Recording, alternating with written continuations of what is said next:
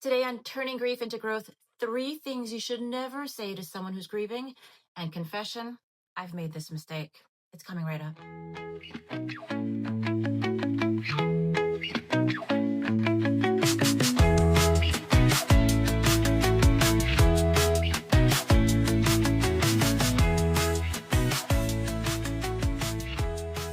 Hi, everyone. Welcome back to my channel, Turning Grief into Growth. I'm Jen Santiago, grief coach, resilience expert, and yoga teacher. And most importantly, I am someone who survived traumatic loss. So I am here offering some tips on how to not just survive grief, but maybe even help someone who is going through really terrible loss themselves. And today I'm going to share 3 things that I have heard in my grief journey that you should never say to someone who is grieving. Number 1. You are so strong. Okay. I can't tell you how many times I've heard that. And listen, I never needed anyone to tell me how strong I was. I already kind of had an idea. But when you're going through a terrible loss, that can really hit hard. It certainly did for me. It feels invalidating. What do I mean? It can gloss over their pain. The person might not feel strong at all. As a matter of fact, no one does in the immediate aftermath of grief. We feel like we are absolutely falling apart. When I lost my fiance, Felipe, 10 years ago, here's a personal story. I moved back to the home where I found him. And I think from the outside looking in, that felt like strength. Confession, that was not strength, that was survival. After he died, I went home to my parents, and my father was really, really ill. And I felt like my situation, my grief, the fact that I was falling apart in front of him was actually really unhealthy for him. In fact, he died 1 month later. So you see, I couldn't be home with my parents. I had no other choice but to return to the home that Felipe and I had built together. That wasn't strength, that was survival. Pressuring. Hearing you are so strong can make someone feel added pressure that they can't fall apart. And you should allow someone who is grieving the grace to fall apart in front of you, to show you their weakness, to show you that they're not strong, that they need help. So hearing you are so strong, it's just not something that anyone needs to hear while they are grieving. It also can feel isolating, like they're not allowed to break down in front of you. That's how I felt with my father.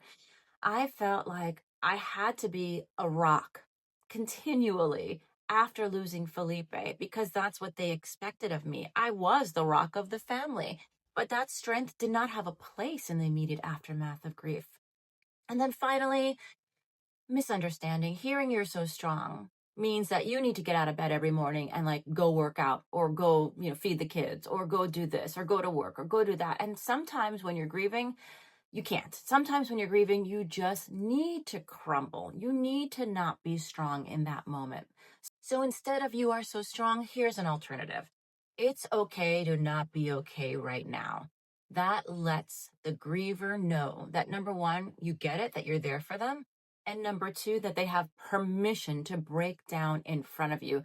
That's what a griever needs. They need permission to feel 100% what they are going through, not to hide it, not to pretend that they are so strong. Also, another alternative, you don't have to be strong for me. So if the griever is relying on their strength or relying on the fact that you feel that they are so strong and they should handle it, now they know that they don't have to pretend, and you're there to hear it. You're there to walk with them through their grief. Okay, number 2, everything happens for a reason. Oh my God, I cannot tell you how many times I have heard that. And wow, is that terribly dismissive? And here's why. It can feel like you are somehow being targeted for this thing that is out of your control, that is in the hands of God or the universe or whatever, and that you were specifically targeted to go through this pain because everything happens for a reason. That sounds terrible. It makes sense of what the griever feels is absolutely senseless. Nobody, when they've lost their loved one, their child, their mother, their father, etc., feels like that happened for a reason. What they are feeling is that the world has crumbled and it has no meaning. So offering everything happens for a reason, offering meaning is not helpful. Everything happens for a reason also minimizes the pain. No one, when they're suffering, needs to have their pain minimized. If anything, they need to feel it and that they need to know that you understand it too. Everything happens for a reason sort of glosses over the pain and says, well, there's a purpose to all of this. Look, none of us know if there's a purpose to anything, right? And I guess if you have very strong faith, all right. But understand, for those who have very strong faith, this might feel good to you. Everything happens for a reason, but you are trying to help a griever who in the moment does not feel like there is any reason to anything. So what are some better alternatives to everything happens to a reason? Here's one. I'm sorry this happened. It's not fair. That recognizes that something terrible has happened, that it's not fair that you're suffering, that it's not fair that the person that you lost is gone, and that sometimes life is not fair. We all know that, right? So acknowledge that. Sometimes life is not fair. Not everything happens for a reason. What else? I don't have the words, but I'm here with you through this. In grief, especially traumatic grief, none of us really have the words, right? Unless you are someone who's gone through it yourself. And oh my God, okay, so wait, even if you have gone through it yourself, sometimes you too don't have the words. So, like, I'm going to insert a confession here, and I should have done it when I talked about number one, you are so strong. Wow, I've heard that so many times, but I've also made the mistake. I have said, and I cringed in the moment to someone who was grieving, you are so strong. It is not the right thing to say. And look, I make mistakes too. That's what this grief coaching thing is all about. I'm not saying that I'm perfect. I'm saying that I've made mistakes, that I've lived through grief, that I've counseled people through grief. And here's what I know because of all that, because I have made a mistake. So everything happens for a reason. Remove that. Remove that from your vocabulary right now. Here's number three, and this might be my least favorite. This might be the most cringy. He's in a better place.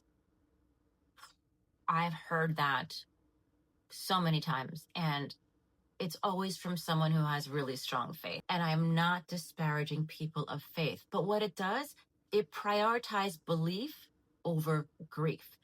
Do not prioritize belief over grief to someone who is grieving.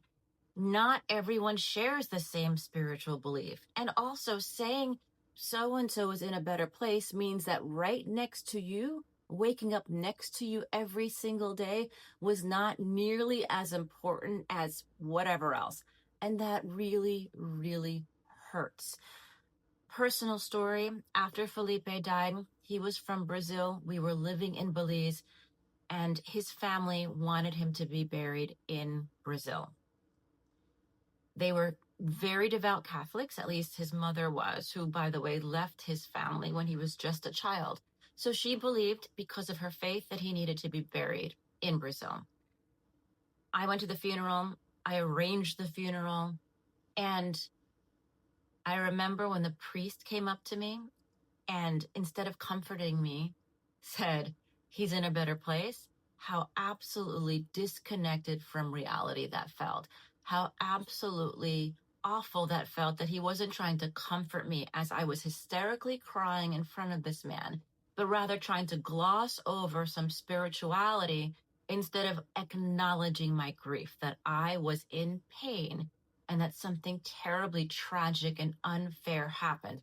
Fast forward, by the way, his sisters, Felipe had two sisters, confessed to me after the funeral that this wasn't their idea, that they wished that I had just buried him in Belize where we lived, but this was something that their mother who left them insisted on. So just remember, so-and-so is in a better place can feel really emotionally disconnecting.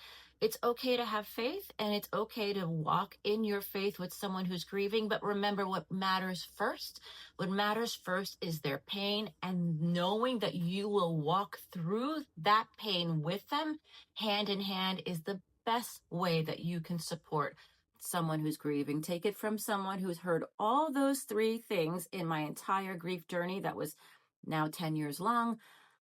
Please try to refrain from saying those things, and please try to instead insert into your vocabulary what I have just shared. So thanks again for coming to my YouTube channel, Turning Grief into Growth, where I try to share what I've learned throughout my grief journey. I hope this made sense to you. I hope this helps you, whether you're grieving or trying to help someone else who's grieving. Please follow and comment and let me know if you've heard some of these phrases on your grief journey, if you have better ideas on how to support someone. And see you here next time on Turning Grief into Growth. Till then.